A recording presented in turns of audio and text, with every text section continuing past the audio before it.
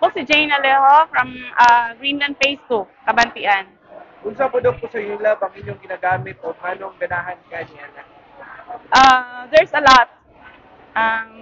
Like cetirizine. Cetirizine because I have some problem in my skin, like allergies, like that. So it depends. It depends on the situation. But there's a lot of product from Unilove that I use too. Unsa ang inyong pinakaburitong parte sa event karon sa Alagang Unilab?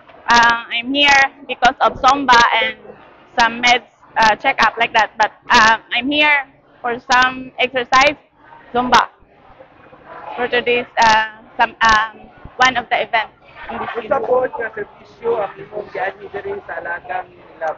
Um, I plan to go to for medical checkup. Malipayon ba po usab ka nga niya ka diri sa Alagang Unilab? Yeah, of course. Um, because they offer a lot of services for today's event in this gymnasium. Ma-recommend ba nimo ang mga tambal nato sa Alagang Unilab? Yeah, definitely. It's very useful for as a citizen. What is that? Citizen. It's very useful. All of the product came from the Unilove. Kasi masulti nimo sa atuang programa karon.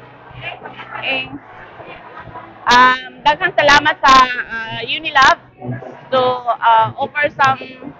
There's a lot of sir for this event. Thank you so much.